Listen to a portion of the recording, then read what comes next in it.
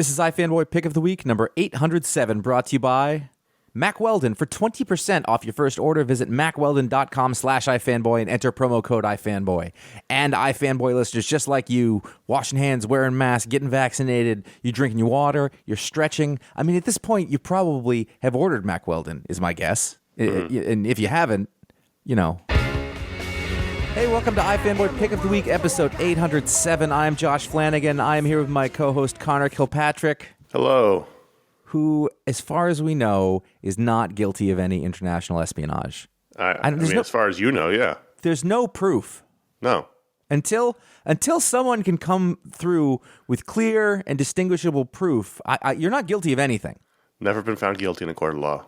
That's important for everyone listening here to remember. Absolutely. Yeah. We are iFanboy. Every week we read a stack of comic books that comes out on, used to be Wednesdays, now it's Tuesdays. It's nothing's the same as it used to be. Nah. This is what getting old feels like. Yep, one of us picks the one that they like best. That's the same. That doesn't change. No. We are steady in that way. We are Gibraltar. We call that the pick of the week. We talk about that book. We will talk about the other books from the releases that came out. Apparently, I can't do this part. It took 800 times, and I was like, I've lost it. We'll have a good time. There will be mail. We will clearly point out and enunciate our foibles. That's a thing we do. That's one of our moves. That's what we're about. We will have fun. It's not a promise, but it's an aspiration. There will be spoilers. That one I can pretty much promise you. Yeah. You know how that works. Connor, you had the pick. I did have the pick. I had a lot of books this week, and the pick ended up being Kang the Conqueror, number 4. Jackson Lansing, Colin Kelly, Carlos Magno, Espen Gurtjern. Good. I was like, I started to look at the script as I heard it. I was like, this can't be that bad. Then I looked at the letters. I was like, fair enough. And Joe Caramagna, the old standby letters. Joey Donuts. I don't know if this is because right now I just finished reading Avengers Forever in preparation for our Booksplode, but I was all about Kang this week, and you know this miniseries. I think the first issue was the pick of the week, the first one or the second one, and then first one. I don't know if we've even talked about it since, but it's been a little. I think the second, third issues were a little. They were fine. But this one, to me, was like peak Kang. And what I mean by that is a great Kang story should be slightly confusing. Agree. Because very much agree. It's time travel. There's multiple versions of himself. He's fighting himself. Time travel, if done compellingly, is a little confusing. And what this issue here is almost a Kang overview. And I know that's what kind of the series is itself. And I know that this series is sort of introducing several Kang retcons, which, fine, it's Kang, it's time travel. Yeah, retcons for Kang don't matter. Yeah, so here the younger Kang, who is the protagonist of this story, the one who started off the series as a child in the future, and ended up going back in time and killing himself in the 60s and becoming Kang at an earlier age. He's on a mission to find his love, Ravonna, who was from ancient Egypt, and he is now discovered living in 4086 CE. And she just does not care about him at all until they start fighting. And then it's like, well, you can fight, so let's get in on this. And so then he ends up in this sort of, let's say, dimension-spanning, time-spanning adventure in which he becomes the full-on Kang that we know and love, the Kang the Conqueror. And I think this is also the issue, Josh, where even though our love of Kang is very well established and long term, this was the issue where I thought, you know what, I can see Kang as a formidable MCU bad guy. Sure, like a Thanos level one, if they do it right. Well, that's really the trick. Like that's going to be tough to get across intelligently and compellingly. That's a hard one, especially the Kang the Conqueror version. Yes, the Conqueror is really the key. Immortus, who we've met already on Loki, is not the one, and even the younger sort of 60s version, the badass one who is like a time travel version of Alexander the Great, who is just such a great leader and combat commander that his armies just roll over time and space. And there's this one double-page spread where he's fighting King Arthur, and then he's fighting some aliens, and then he's fighting Immortus, and then he's fighting the Skrulls and the Shi'ar. And it's just like, yeah, he is a super badass conqueror. I think that we don't lean on the word conqueror enough when addressing him, and I think that it's actually something that I think that this series, he's Genghis Khan. Yeah, it's something that this series, I think, elucidated better than a lot of things in the past, because people would bring Kang in and he'd be what they needed him to be for that, and it was always silly and fun. But this sort of made it into concrete. This is what this character actually is, and why he's formidable. And it's not the time-traveling omnipotence, it's the conquering. Right, and it's funny when he shows up because he has the high falutin talk, and he has the big purple boots. But like they're not even thigh-high boots. They're like they're taint-high. Yeah. Those boots. At least in the front. If those were a millimeter longer, he would get taint chafe. I mean, like it is. Yes, crotchless pants. And so you have that element of that here because he's always Kang. His personality is always bombastic and over the top, but he's also, you're like, well, this guy doesn't fuck around.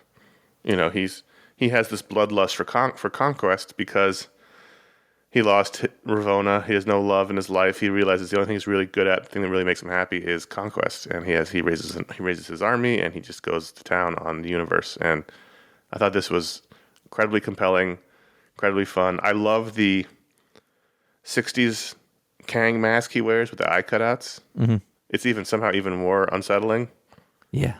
And as Kang fans, as a Kang fan, I thought this was terrific. Did you like this issue too? Yeah, I did. A couple of things I think is that I think that this issue did a really good job, like I said, of solidifying the Conqueror part, but also showing us how we got here from who the character was in the first issue. Because it was like in the first issue, look, he's a human. He's got he's ambitious. He has issues. But he was recognizable as a human.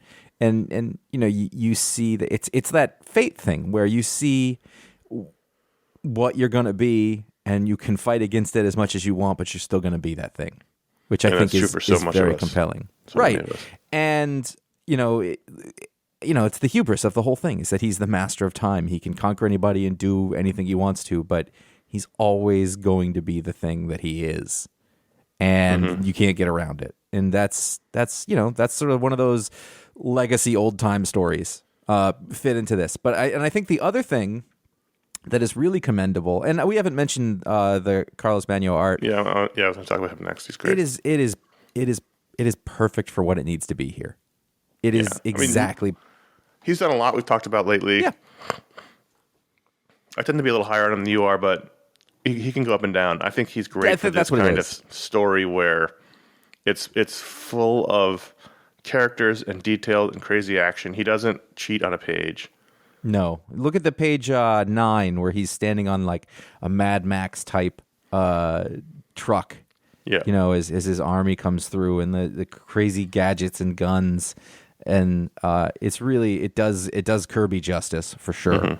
And I guess the last thing that I wanted to point out, I think that is almost the most important for me, is that this book threaded the needle in a way that most comic book stories and even anything else can't, in that they told an origin story and it worked. Mm-hmm. It didn't make you feel like the character had significantly changed or had diminished.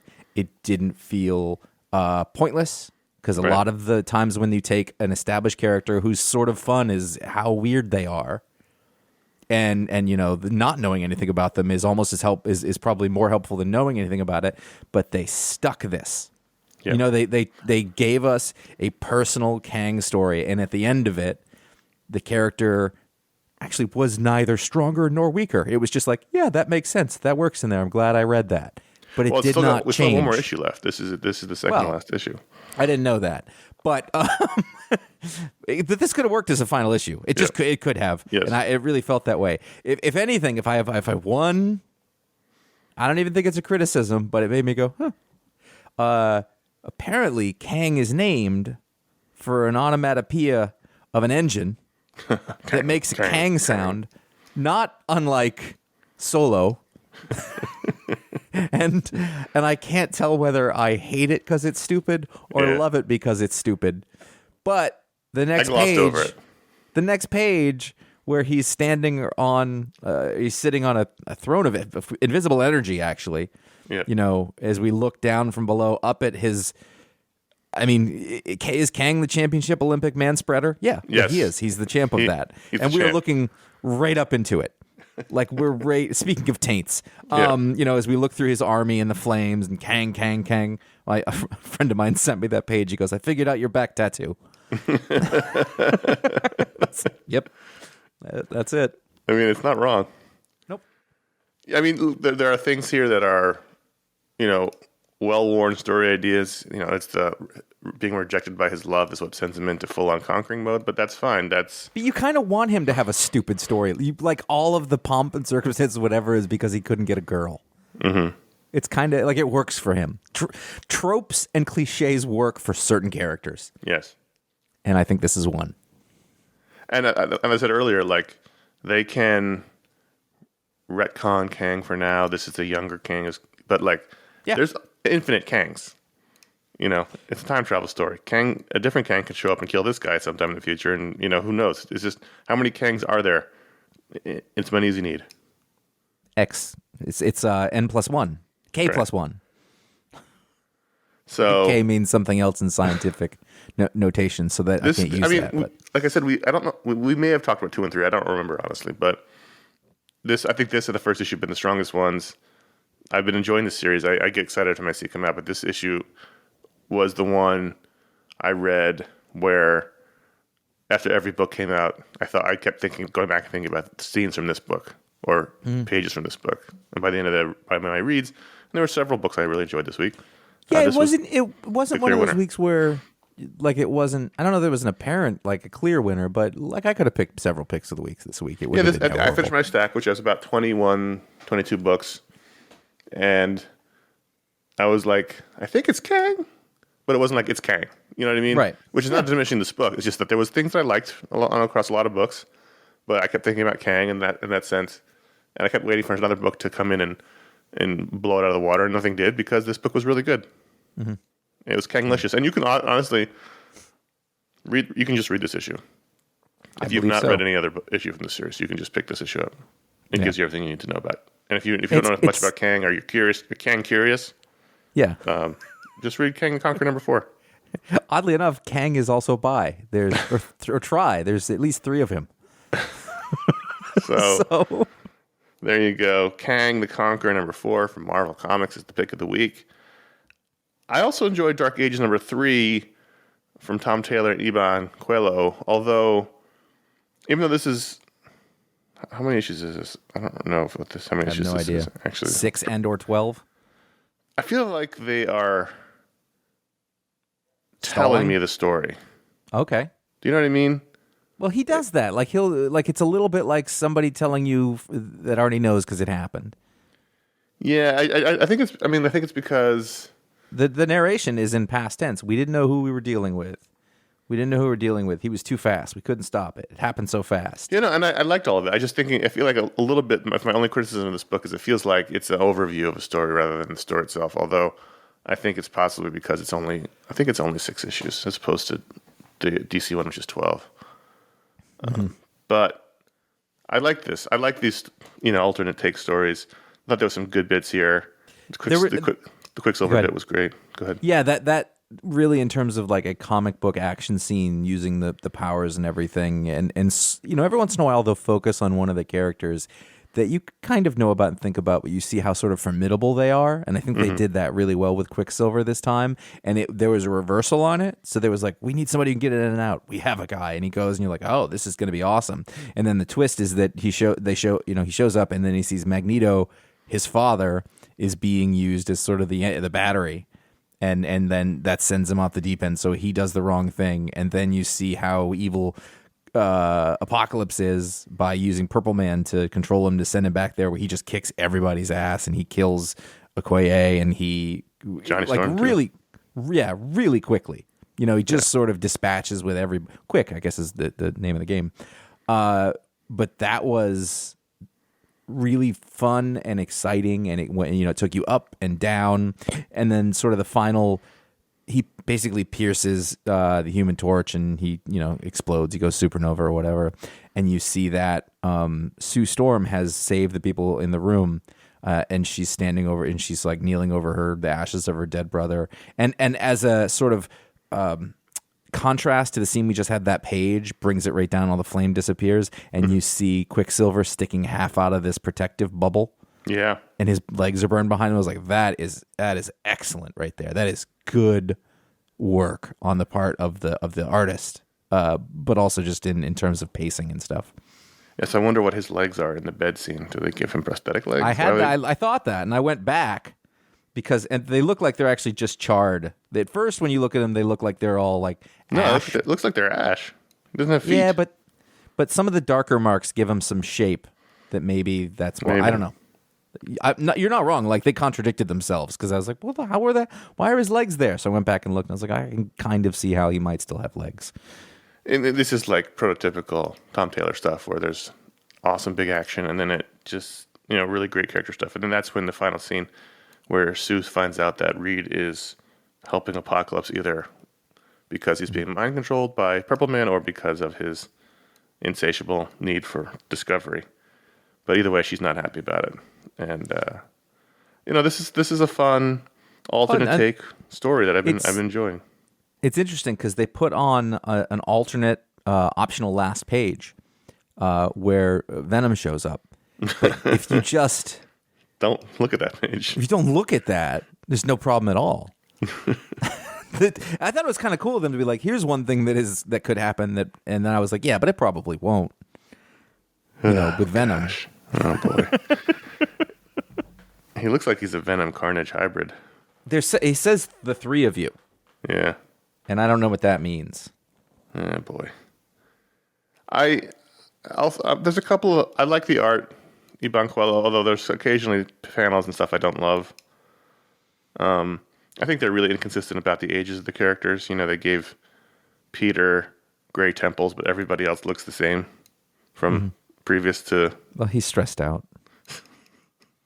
I get it. Characters can age, go gray earlier than others, but they're supposed to be in the future. Let's make everybody a little bit older looking. They put a couple of lines on Johnny Storm's face, which I thought made him look older. That I thought worked pretty well. Mm-hmm. And Luke Cage isn't going to crack for all sorts of reasons.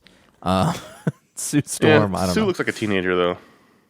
Well, that's because she's constantly using an invisible force field to smooth the lines of her face out. That would be a great use of her power, actually. Yeah. Just it's a facelift. It's a constant facelift. Yeah, it's tiring. Don't get me wrong. But I liked this. I enjoyed it. Yeah, it was fun, and there were things in it that are those Tom Taylor magic things that I think he does better than anybody. If it is 6 issues, I wish it was 12. You know what? I'm going to go ahead and say 8. That's fine. I just wish you just give it a little more breathing room. It feels like it's moving very quickly. 6 is not enough. You're right. I agree with that. Not all robots. Not all robots. Not all of them. So we talked about issue 1. We talked about the fact that in his back page essay, Mark Russell said that this is a book about toxic masculinity, and at least I said I didn't see that in the first issue at all. It seemed more like a story about industrialization. It is a book of many deep. But this issue is definitely very much on the nose about toxic masculinity, as the robots who are the robots previously. If you're not reading this book, in the future, every family has a robot that does the work. The robot brings home the money, and the humans just sort of enjoy it. And the problem is the robots are kind of scary. The robots occasionally rebel and kill people. So the people in charge of the robots have built new human-looking robots, and those robots are displacing the old ones. The old ones are all being laid off, and there's no jobs for them. Androids. And they just sit home angry, building weapons, and then eventually they strike here with their tiki torches. And they don't. The thing is, like, the robots are also unhappy. Right. But they don't know why. They won't talk about it. Right. Like, they kind of hint around it with each other. Like, the metaphor becomes very clear, and there are a lot of metaphors. And like, this is book. You could take this book in 1,000 different ways, but I think what we mostly need to come out of it is that we need to figure out a way to make a Mandroid Ron shirt, because Mandroid Ron is the greatest character to be introduced in quite some time, because he says the line, There are fewer protesters on the streets now than any time since the asphyxiation of Orlando. You could say that they've taken the wind out of the protest. And I was like, Jesus, it's not even real. And I was, Mandroid Ron. Well, you know that Mike Deodato Jr., the artist, is going to do his thing. So that's George Clooney. The main guy is Michael Douglas. The main woman is what's her name from Single White Female. The main dude is the other dude's Michael K. Williams. Yeah. So, he does his thing. Whatever. I think, you know what? At the beginning, we thought it's weird that he's on this, but I think that he was right for this in the end. I think it totally worked. It's great robots. It's not over. I don't mean it that way. But No, it's not over yet. It feels like the next issue is the final issue, doesn't it? It does feel like this that, yes. feels like this is the climax? Yes, it does. Yeah, to be concluded. So next issue, I forgot we're in the age of 5-issue miniseries now. Mm-hmm. In 10 years, it's going to be the 3-issue miniseries. Yeah, and they're going to be 10 issues will be. each. Yeah, I was going to say 16, but yours was better. It's going to cost you $8. Yeah, it's a fun, it's Mark Russell. It's thoughtful. It's kind of funny. It's kind of terrifying. I don't think he's gonna run out of steam anytime soon with these kind of things because he's sort of the only guy doing it any justice. Mm-hmm. But it's a fun little niche that he picks out. Yeah, I mean, there's some jokes and things that are like really on the nose. You're just like, oh man, you couldn't come up with a better one. But then there's some that are just so brilliant. So I feel like he knows that though. Like it's like a dad joke. Like he's like, I'm gonna stick this here, and that helps it keep. You can't always be super clever. Right. It's like one of the, like, if you're constantly being super clever, you get kind of annoying. So you make yourself a little dumb too. You put in a fart joke, and then you can move along without. I enjoyed the neighbor who got a sex bot that looks like his neighbor's wife, but younger. Just taunts him with it. Jennifer Jason Leigh. The Amazing Spider-Man 78 point BEY. Which I guess is, I don't know what that BEY, means. short for Beyond. I thought it was somebody's girlfriend. No, this is the Beyond storyline happening in Spider-Man. Is this the corporation? Point dot things. Yeah, the yes, corporation. absolutely. So let's take all that out of it. Yeah. And every time an Amazing Spider-Man issue comes out, I'm like, I don't want to read this. Because I don't want to read the Ben Reilly story. Yeah, I don't either. They've actually been pretty good. Yes. If I put that aside, if that makes sense. Like, I don't want that to be the thing, but if they have to be, they're not bad. Yeah. And this is Jed McKay. Yes. Who has been doing great Marvel work. So this one, it's got the Daughters of the Dragon. You've got Colleen Wing and Misty Knight on the cover. Mm-hmm. And I thought, okay, that's kind of interesting. And pretty quickly, it became apparent that this was their issue. Had really very little to do with Ben Reilly, who made a little appearance at the beginning. Right. And it was delightful. Yes, it was. It was delightful in every way. Eleonora Carlini, who I do not know, and Federico Blee on colors did wonderful art. I thought at some point I was like, yes. Otley or something. Yeah, it looks a little Otley-esque. Yeah, for sure. And there's a bit where, and Jed McKay is doing really spectacular dialogue throughout this whole thing. So at the beginning, they have created a training mission, like a Danger Room type scenario, which is Haunted Avengers Murder Mansion. And Spider-Man goes in, and there's a Captain America chainsaw murderer, and basically it's a horror movie in the Avengers Mansion. Yeah, and it's sort of silly. And then they come up with this story that goes around where Colleen and Misty, have to go fight a monster. And even that's sort of silly because they're like, they go for like an after action meeting. They're like, oh, there's one other thing we need you to do. All right, well, we'll go do the thing. And they drive down there. Is it a monster wrecking downtown Manhattan? I was like, so how long did they wait before they showed up there? And where are the rest of the Avengers? It doesn't matter. And like the monster has this crazy sci-fi cosmic power thing, and they end up inside an Avengers murder mansion because of a technical glitch, blah, blah, blah. It doesn't matter, but it becomes real. Yeah. And, like, it was fun. It was so fun. And the art was, it was perfect for what it needed to be. And it was really energetic. I liked the characters. I liked the stuff going on around them. As soon as we snap back to the Beyond stuff and the woman with the pink hair, it was like, why doesn't anyone see this? This is a super villain.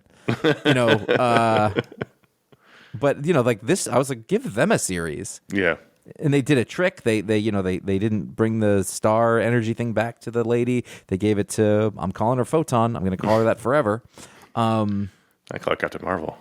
Yeah, or Monica Rambeau, but not. Yeah. What is she? Spectrum? Not calling her that. I don't know. That's a cable company. What her name is now. Stupid. I expected nothing, and I just enjoyed the heck of it. I might have made this my pick of the week. Colleen's, the goofy one, and Misty's sort of the one who wags her finger at Colleen. But they're a great team, but is charmed by her at the same time, not annoyed. She's amused by her, and they have a fun relationship, and they're good. These side dot books, they're dumb, but also it allows them to branch off and tell these stories that they wouldn't tell in the main book. And when you have people on them who are, skilled and are able to have fun, and there's a page where they're using all the different gadgets they get from Beyond, and it just the caption describes what the thing is and gives you the skew. Really let them play. You can get good things out of it. And I think there are, I think that we malign some of what happens in comics and newer creators that we don't know, but I think the people who have showed up, there's a crop of them who are very good at sort of these kind of asides, stronger than I think have been in a while. And again, art is all over the place, but the good art that shows up from the unknowns is really good. Yeah, there's an endless well of these people. Yeah, really fun. All right, let's talk about Blue and Gold #4 from Dan Jurgens and a bunch of artists we're going to talk about in a second. So, obviously, I was in the bag for this issue. This is not a surprise, but this is Booster Gold and Blue Beetle having solidified their business partnership. They're going to go into sort of the community superhero game, and so they're doing a TV interview about their new endeavor, and they start to bicker about a memory they had about when Booster first joined the Justice League. Again, none of this continuity makes any sense in the New 52, but what the fuck ever? Who cares? Buy the T-shirt. There's a shirt for that. So they get to bicker about a memory about when Booster first joined the team, and Booster remembers it one way and Beetle remembers another, so they do a flashback, and the first flashback is Beetle's telling the story, and it's drawn by Kevin McGuire, which looks terrific. I still don't love how they color him, but it's much better than how they used to color him. And here I think, I don't know who's coloring him, honestly. They didn't list a colorist for his art, but maybe he's doing it himself. And that was great. Nice little flashback to the Justice League. And then Booster tells his side of the story, and for some reason Dan Jurgens draws it. I feel like McGuire should have drawn all the flashbacks. I get that he's slow, but if you're flashing back to a specific era of the Justice League, then have McGuire do all of it. Jurgens drew the Justice League much later into the run, and it just didn't make sense from a device standpoint. If you're going to do the one thing, do it properly. And then of course Guy Gardner shows up to set the record straight because he has a ring recording of what happened. And so like a Rashomon kind of thing. That was a really fun issue. And Ryan Stoker drew the rest of it, which he's back. I saw it, and I was like, I remember reading one or two of these, but I don't think that I've read this far, and so I didn't read it. That's okay. It might be a you thing. I will say that this week was the week that I was like, I'm done with many of these things that I was like. I read Green Lantern, and I was like, I can't keep doing this. Oh, no, I dropped it. I dropped it this week. So I'm done. In fact, Justice League, I was almost like, I don't think I can do this anymore either. It was not a good issue.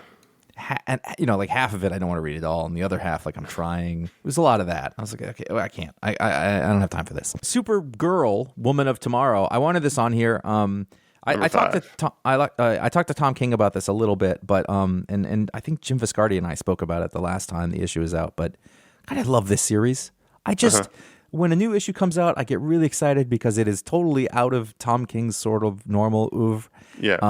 And it's beautiful. Like every issue, Bill Everly. Oh, beautiful. I mean, just doing career work stands out. And you just got this really interesting little story with these characters. And basically, this story is about Supergirl getting tricked into going to a planet that was constructed specifically to trap Superman. Yeah. And I just thought, God, that's brilliant. Like, what a with a cool kryptonite device. sun. Yep. How they do that doesn't matter. No, totally doesn't matter. But it, the sun makes them gets him sick like kryptonite, and in the meantime, so then when that's happening, there's scary dinosaurs everywhere. Now, why they let it so the sun could go down and you could get away, who knows? Don't care. Batman 66. It allowed the girl who has been the sidekick, the true grit little girl character, to have to stand up and defend Supergirl, who is basically passed out from the rays of the sun. Why they didn't cover her up with her cape, at least it would have helped a little bit, or put her into a shade. But instead of on a platform, basically on display to the sun. Yeah, we're gonna go on this plateau. That seems like a bad idea. There's a crevice there. Just squeeze her in there. Yeah, just roll her off the side. At least give her a little shade. But there's even there's a big water thing in the middle, but it's surrounded by let's just go to the water. Well, the water's the trap. Supergirl, you go to the water, and that's where all the dinosaurs are. But, right, I know. It's brilliant. It's such a different. You're right. It's such a different Tom King book. It's more like a road trip. They don't really. They're ostensibly looking for this guy who killed the girl's father, and they keep stumbling upon the aftermath of his actions. And he's the one that sent him to this planet. They caught up with him very, very briefly, and he used magic because super characters are vulnerable to magic to send them to this planet. So it's not really, we're not following like a giant story. There's not an intricate plot here. It's basically a road trip through this universe. And I know it's somewhat controversial because of this Supergirl's a harsh Western character. She curses a lot. She's kind of mean sometimes. Well, what I was going to say is if this was Supergirl, and I was going to ask you, is this Supergirl? Because I don't think it is. I would read this character should be on the Justice League. Like Superman, I'm serious. Superman has to go away and do whatever. I would rather read this character, than if she was on the Justice League and has all Superman's power, but has a bit of a chip on her shoulder. It's so interesting. And it makes so much more sense than someone who's just trying to look up to her cousin and be the best that he can be. She loves her cousin, but at one point she's like, God, he's an asshole sometimes. Totally. You would totally think that if he was in your family. He's so fucking perfect. Who does he think he is? And especially if I don't know how old she's supposed to be. Supergirl, she's traditionally a teenager. She's 21. That's true. She's right. She turned 21 in the story. So, but especially if you're that age, your perfect cousin, it's like sometimes it's going to grate on you. You love them and that too, and you can idolize them, but occasionally it's just be like, no one can measure up to you. She's got the same branding, so everyone expects her to as well. Right. That's going to make you kind of pissy. And she's not Kal-El, which is the thing about him, by the way. It's not the superpowers, it's the man. So why is she isn't that man. Anyway, I just, it's great. I hope that this character survives. I didn't know there was controversy, but of course there's controversy. Well, just a little bit, because she's not the traditional sort of happy-go-lucky Supergirl version. Good. We have enough of that. I wanted to briefly mention Robin's #1 from Tim Seeley and Valdemar Rivas. This was a book that DC did some silly we want to publish a book. Vote on which one we should publish a while ago, and this was the winner. Which, of course, if the team up of all the Robins is going to win that competition. And I think it may have come out in some other form before, but this is the first time it's sort of out widely to the general public. And I was very excited to read this, obviously. I read this last. This is a 6-issue miniseries. And you were excited. I intensely disliked it. I thought the art was bad. I hated the portrayal of some of the characters. They had Nightwing walking around in a man bun and a tank top, totally incongruous to what he's got going on right now in his book. And then we're going to talk about Nightwing in 1 second, but I guess the new status quo for Tim Drake, now that he's by, is to totally ignore the fact that he had a long-term relationship with Stephanie. That happens a bit here, and then we're going to talk about it in Nightwing in a second, but it just irks me that this long-established DC couple, it's like they never even happened. It's not even like they, said he's gay, so you don't really even have to brush that under the rug. Interesting. I mean, look, there's a couple scenes here that got me. There's, they're sitting around a table talking, and it's Dick, and it's Tim, and it's Jason, and it's Stephanie, and it's Damian. Again, out of continuity, Damian is off in Fight Club land or whatever in his own book, but and then above them, that book's great, by the way. Above them, it's super fun. Ghost images of them as Robin, that sort of stuff is designed to get me where I live, and that's fine. But just overall, I didn't like the book. And also the real thing that bothered me, which I'm going to read the second issue just to find out if this is true or not, but it seems like the villain of the story is the original Robin who was kicked out by Batman. And I went, no. You cannot fuck with that. You cannot retcon that. There was no Robin before Dick Grayson. Really? That's what they're doing? Yeah. That's Seems like terrible. That's so I was very terrible. very upset after the end of this one. Nightwing, I just want to mention 86, Tom Taylor, Robbie Rodriguez. This is the final tie-in to Fear. Thank God. Fear itself? Fear State? Fear State. Fear, and this is Fear itself may as well. I mean, it's just as grating. Yeah. This Did you read this? Yeah, I did. This The is why overall Tom. story's been dumb.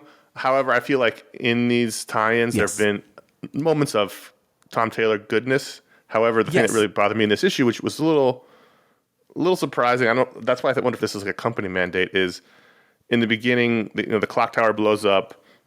They think Stephanie and Cassie were inside it, and so Dick and Barbara and Tim are outside, and they freak out watching it explode, and they're digging through the rubble for them. And Tim seems to be appropriately upset. So he yells at them to keep digging, and he makes sense because his long-term ex-girlfriend's in the rubble. And then when they find out she's actually alive, and they weren't actually in the clock tower, like he's just sort of sitting there in the background, no reaction to the news. And then when they find the girls, they don't show like a big reunion with Stephanie. They show him hugging Cassie, and they don't even show him talking to Stephanie at all. At all. Maybe it's awkward. It's just weird. It's just so fucking weird, and I hate it. Mm-hmm. Like, I don't let them be bi, fine, but you can't ignore the fact that they were together in the comics for like 20 years. Like, it's just bizarre. Yeah. But yeah. I have not hated these issues because again, like this has been a fun team of like sort of the sidekicks and good Barbara Dick stuff all through. Yeah. So that's been the case. But I will like the stuff that he gets to do on his own doesn't get affected by this, and it's so much the stronger for it. I like that Tim, as the younger brother, is constantly ribbing Dick and Barbara for being romantically involved now. Yeah. Like, I don't know what you guys find romantic, or there was a bit of that in another book this week. Was it Batman, where Barbara's setting up a new headquarters for Stephanie and her and Cassie because they're going to be in the Batgirls book, which I'm excited for. And she's like, I'm not going to go with you guys. You guys can take the keys. And I'm like, where are you going? Well, I'm going to go stay at Dick's house. And they were like, huh? So I like that whole bit is fun. Mm-hmm. But I want more Cass. She's great. Well, I think you should read the Batgirls book when it comes out. It's going to be drawn by Jorge Corona from Middle West. Yeah, good. That's all right. There's a great shot in here, page 11, with Cassie in the background. Mm-hmm. God, that suit is one of the best modern suits. Yes, that 100%. Batgirl suit. I'm glad they went back to it. Just such a great suit. The full face mask. So anyway, it's over now. So if you've been avoiding these issues, you can go back to Nightwing. Even though I think you could have read these and been fine.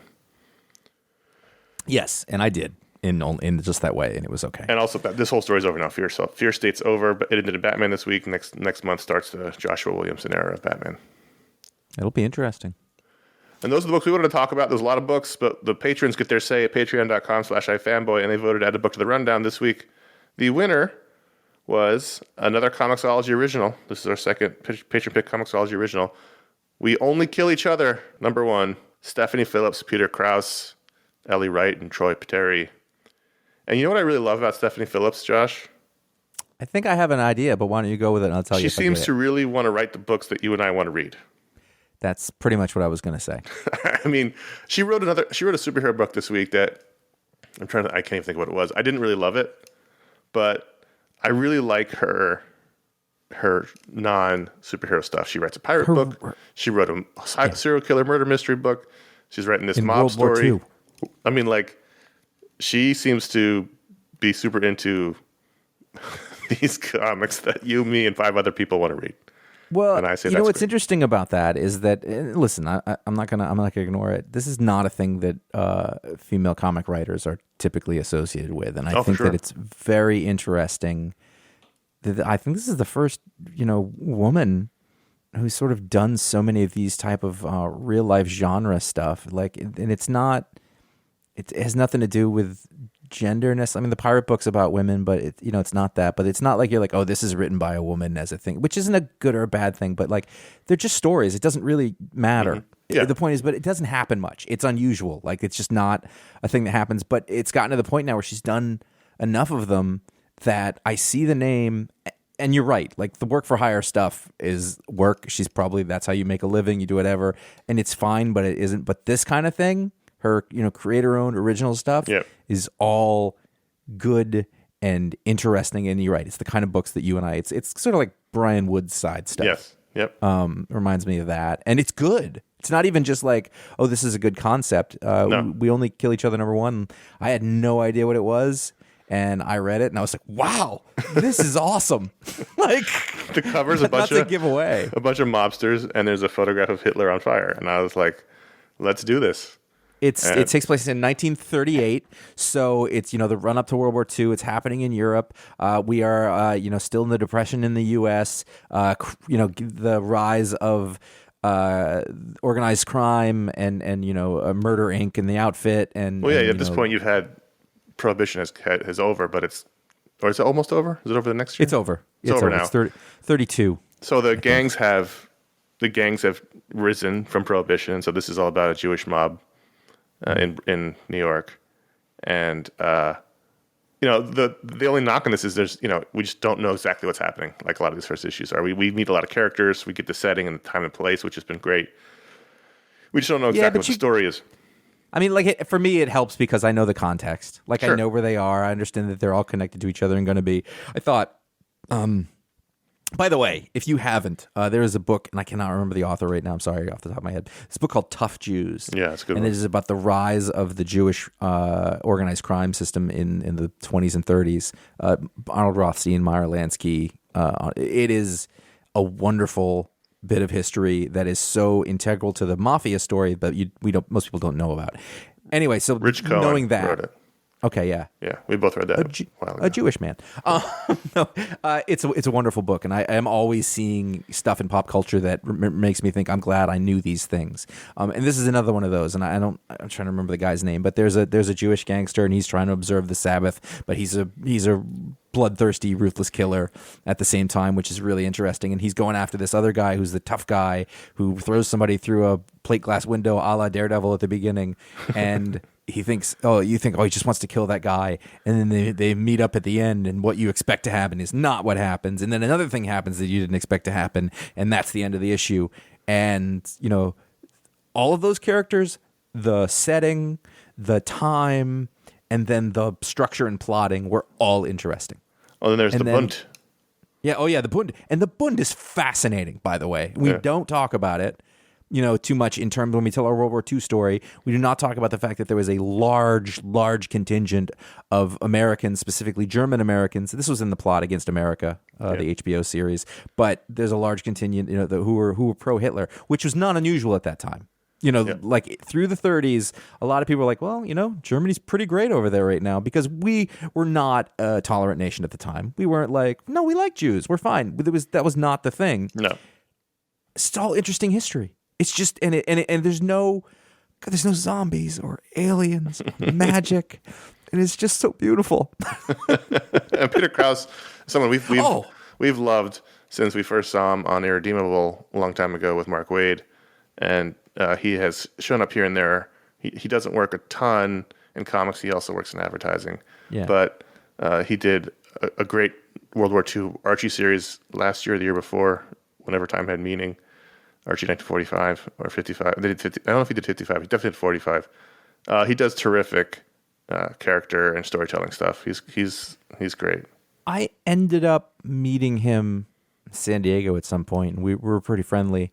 And I really like him a lot, like just as a dude, nice really do. But I read this and I just thought this is fantastic. Like this is like he does great work, but I was like this is a step up. Like he's I don't know, the right man at the right time or whatever, but it was exactly what it needed to be. This is the challenge of, we're talking about humans. There's no costumes. You have to make everybody look different. You have to, and he did that through posture and face and outfit. So you can tell who the people you're talking about. The Jewish gangster has a very clear suit, double-breasted sort of pinstripe thing, and the main guy is he's rumpled, and you can sort of point him out. And I just thought I was perfect. It was really, really well drawn. Yeah, so I'm really interested to see where this goes. This is a 6-issue mini. And if you're this is the Kindle Prime, whatever. Yeah, if you're a Prime member, it's free.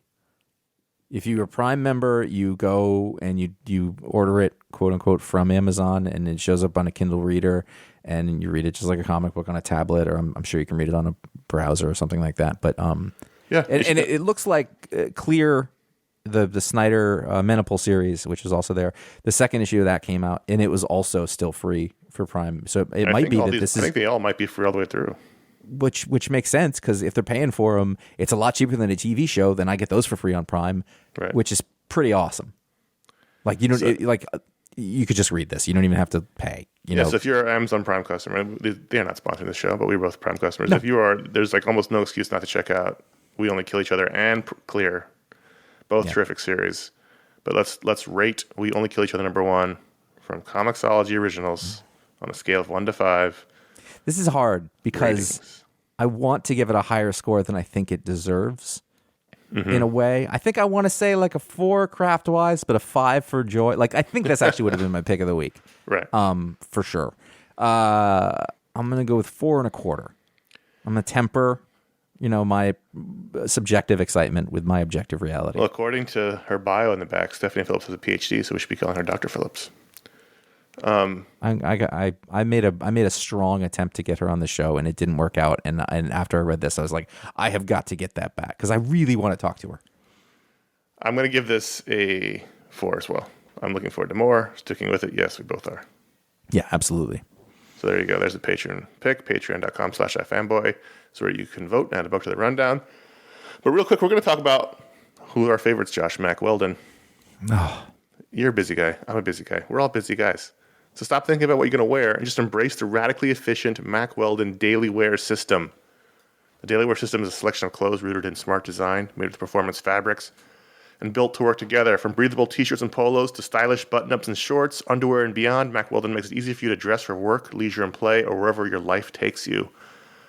It's getting chilly now in LA, and I've worn my Mack Weldon Radius pants every day this week. Really? Yeah. They're quite flexible. We talked about we talked about them before. The Ace sweatpants are really comfortable and kind of stylish for sweatpants, at least for what you think about sweatpants are. But the Radius pants, which you have, I believe, also, yeah, are they're nice. Sort of, what are they made out of?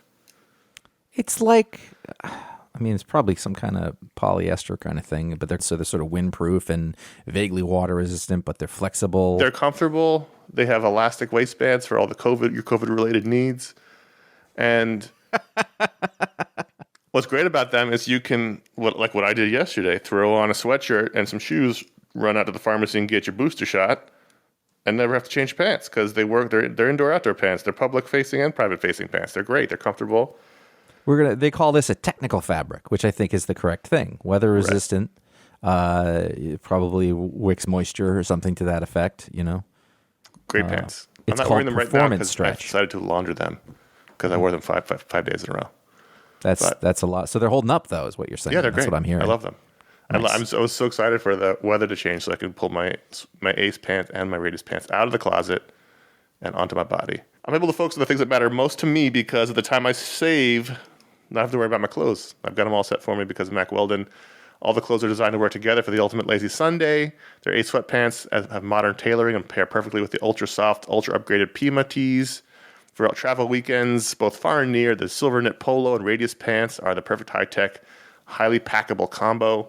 So if you have been listening to us talk about Mack Weldon for years and you haven't taken the plunge, for 20% off your first order, visit MackWeldon.com/iFanboy, enter promo code iFanboy. That's MackWeldon.com/iFanboy, promo code iFanboy for 20% off. Mack Weldon, radically efficient wardrobing. I have been right on the edge of ordering an Ace pullover hooded sweatshirt for some time. Every time I go to the website, there's like other stuff there, but I know what the sweatpants are like, and I'm like, that sweatshirt's going to be perfect. And it's going to happen soon. Insanely soft, micro-brushed French terry. Come on. Ooh, those are all good words. Those are all good words. I like French, all those words. Micro-brushed. Yeah. C'est très bien. C'est magnifique. Hey, Patron Pick Powers time. If you're a patron who gives the $5 higher level, you get your superpower live on the show. We thank everyone who does so and it supports the show, and we reward them thusly. Josh, kick it off. Bishop Dequaine. Oh, there you go. Perfect. Or I could say it American. I could say Dequaine. Bishop Dequaine. Actually, there's a E at the end of it, so I should pronounce the I don't know. I'm out of practice. Can banish any and all remakes from existence. Oh, shit. So if a remake of something comes out and he I assume he disapproves the bishop, as it were, The bishop can just erase it from existence. So it turns out there never was a Gus Van Sant Psycho movie with Vince Vaughn in it. It just didn't happen. Never happened. No one remembers. There were no. I mean, honestly, he could banish half the TV shows on streaming. There would be nothing what? left to show on streaming. People would go to streaming and be like, "What? Where's all the shows?" And no one would miss it. No one at all. You might have thought you liked the One Day at a Time show, but you didn't. It doesn't matter. It's gone. But if he touches Fargo, he'll be up against a wall. Oh, that's snap. what I'm saying. Yeah. Well, not the last season. No, that was not a good season. Darren Jackson. So, Josh, when Darren Jackson takes off his shirt, he may look like a normal man to you and me. Right? Well, look at that guy. He's got no shirt on, but other than that, Looks pretty normal. it's normal. He then activates his power, and his stomach turns into an oven. An oven door appears on his chest, a stomach area. He opens up that oven, and infinite croissants come out.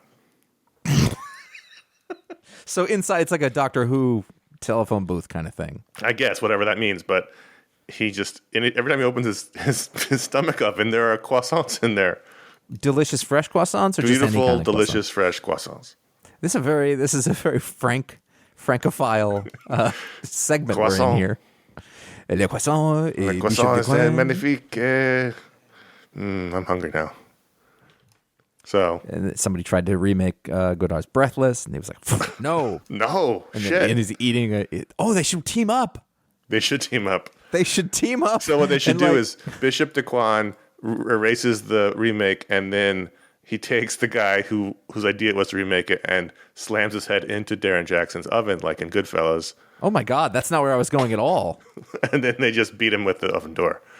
See, what I was thinking is that he would go to the place where, like, he would go to like Netflix HQ, right? Yeah.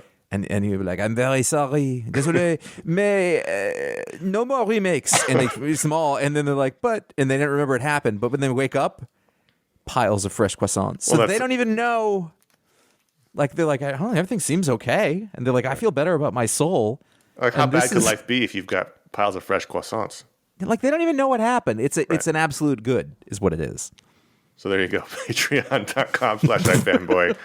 You can give her the $5 high level and get your own superpower live in the show. And we know Can you believe we never got an Eisner nomination? we do something like we just did there, and no one even cares. I just wanted to say, if you're still waiting for your power, the list is long. We're getting through it as fast as we can. Just hold tight, hold steady, be patient. I mean, that's not entirely true. We're only doing 2 at a time now. Well, we're trying to, yeah. Well, 4 I was mean, we making could the show do it really long. faster, but we don't want to run out because we really like doing this. And the day that there are none left, it will be a sad day. Let's do an email, or you want to skip the email? I don't even know where we're at in time. We're almost at an hour. All right, do it. Do it. Paul P. from Vancouver, Canada. Marvel has long distinguished itself from DC by having a more cohesive universe continuity, unless a book is specifically labeled otherwise. For example, What If or The Ultimate lines. However, lately, it seems like they have more titles edging into Elseworlds territory and not necessarily tied to the main universe, but also not labeled What If or something else that would indicate this. 2 recent examples, Dark Ages, which seems to be completely its own event, isolated in time and space, and The Thing. If you don't believe me about this one, look closer to see the cell phones being used in the 1980s, Do you think this is intentional, or is Marvel just not caring as much about keeping things cohesive, since DC has obviously given up on that and still been successful with great standalone stories that have nothing to do with the main universe? Are the Marvel editors and powers that be merely being sloppy? Or could they perhaps be slyly opening more windows into another multiverse for whatever the hell they have planned in the movies coming up? Curious on your thoughts? Well, they're not like sloppily putting out books like, oh shit, who greenlit this out of continuity book? Whoops. I mean, I think my understanding is that it's not as important to them as it used to be to us. And story seems to have more sway than continuity, which is probably ultimately a good thing. We've been advocating for that for years. I think the sands the bedrock that sort of older folks especially who have been around in comics for a long time are slipping and changing. And like, we can appreciate it, but we can still be annoyed by it at the same time. But, you know, if you think about it, you know, the folks who are editing comics now, the folks, you know, the frontline editors and assistant editors, they didn't grow up in the same climate that we did. It's a different thing now. And even the creators are, you know, for a while they're pretty much our peers, but now they're probably, you know, 10 years younger than us or something like that. And it's just a different expectation of things. And it's not like Marvel's never done this before. You know, they've done like Neil Gaiman's miniseries. What was that called? The 1695, 1685, something like 16. It was a year in the 1600s. And then there was the other one, similarly numbered 1870, whatever, with the Marvel heroes in the Old West. Like, it's not unknown to do this. It's just they don't do it as much. So it's not like it's a new thing for them. And also, I would say the Thing, that's just retro modern storytelling. That's pervading everything, you know? Yes. And that's the Thing I thought was very firmly in continuity. It's just that, you know, it's the same thing as when Bendis did the original X-Men coming into modern continuity. It's like they didn't show up from 1963. They showed up from sometime in the past with cell phones and things. You just have to you have to slide the scale forward. So it may have had the characters and the feeling of the storytelling of the 80s, but it doesn't take place in the 80s, because that would make Thing, you know, 95 years old. They have to slide the scale forward. One thing that's nice about Captain America is that because of the time travel element of it, he gets to always be a World War II veteran. But right. Frank Castle may have had to fight in the Gulf. Well, now he's in that fake Asian country war that they remember based on that history of Marvel. I don't want to go off into a tangent about Captain America, but it was interesting. If you think about it, you just Dennis Millard. I don't want to go off on a tangent here. Or maybe go on a rant, babe. You know, in the comics, when he came back in 1963 or whatever, it was only 20 years after the war, so it was a much different experience for him. 18 years than coming back in the 2000s. You know, the scene in the film where he shows up in Times Square is how it is, and he's in the future. It's a much more jarring experience than coming back at a time where all your war buddies are only in their 40s, and you know. I know he could have still dated Peggy. I mean, it would have been weird then. You get away with it now, for example. Sure, but a little May December action, nothing wrong with that. So that totally changes the character and the whole thing by sliding it forward. But that's just interesting to me. That's a sidebar. But yeah, I mean, they're just doing what they're doing the best they can. They're not. No one's being sloppy. These are all decisions that are made by lots of people in committee. It's not an accident that they're publishing these books. And I don't necessarily doing the best they can. And I don't know that they are teeing up movie stuff. Although I guess it's possible. But I don't. I know that the publishing side has much more sway in the movies than people realize. But I don't know that that's the case. Although it could be, I guess. But it's just more that they're just trying to tell stories that people are interested in. And if that means telling out of continuity stories, look like. You know, Marvel has a multiverse. Marvel has always had a multiverse. And DC gets all the press, but you know that's what Marvel 616 means. 616 is the number of the Earth. They have numbered Earths, just like DC. They've always had a multiverse. Mm-hmm. So, to me, it's no different than anything that Marvel's ever done. But yeah, no, I agree. And it's a great thing about comic books. It's a great thing about comic books, and I think when you talk about Earth X, like these are all things that Marvel published that are all out of continuity stories. I think when you talk about Marvel doing stuff for movies or vice versa, it's smart for them to do that. Like, it's smart for publishing to come up with things that they can use for movies. It doesn't necessarily mean that it's going to wreck the comics. It doesn't necessarily mean it's going to be good. But also, if you think about the way that the problems that they are having with their actors aging out of a part and, you know, the reality of time on that stuff, like Elseworld stuff seems to be the answer. Right. But it's interesting, though, is that they've already trained everybody to watch the movies to think of one continuity and one timeline, and now they've got to switch it the other way around in order to keep it sort of realistically feasible. Otherwise, it's going to be doing face melt technology on everybody. Oh, no. When do I get that running technology? Around trying to look young. You're De Niro, Sam Jackson, like... I had a moment in the mirror the other day where I was like, what the fuck happened? Just like for a thought moment. about contacting our sponsor? Like, no, like they can't. Are they plastic surgeons too? I was like, how did this happen? Well, sometimes that can lead to depression. That's certainly an issue I have. How did this happen? Wait, I've got how long left? How did I allow this to happen? Anyway, I Paul, it's a great question. It's just I don't think that Marvel's doing anything different than they've ever done. Yeah, they've always done out of continuity stuff. Yeah, and multiverse stuff, just not as much as DC. They should. Yeah, I'm glad they do it. Yeah, contact.ifanboy.com is where Paul P. from Vancouver, Canada. I don't know what accent that is, but it's not Canadian. That's definitely not. Connor doesn't really do accents. Canada. Vancouver, Canada. He wrote in at contact.ifanboy.com. Here in this hour of our fight, they will go to Vancouver, Canada. Mid-Atlantic. So you can write in there to get in the show. You can write in for the Media Explode. If it's for Media Explode, please put Media Explode in the title. And we'll warn you again, but what we normally do at the end of the year, as we're coming at the end of the year, is we put all the emails we didn't answer in a folder and start the year fresh and new. So if you're someone who wrote in over the course of this year and didn't get your email answered, you might have to send it in again, because once January comes around, we will be starting fresh. So FYI. And hey, let's plug things since it is the end of the year. Let's talk about the end of the year schedule. Right now, out in the feed behind these shows that we do every week, you can find Josh's Tom King interview, his Talksplode interview. That's still there. We're going to talk about it still because it's a good one and you should listen to it. Also, our special edition review of Injustice, the animated series, the Tom Taylor written adaptation of a video game, now adapted into a cartoon.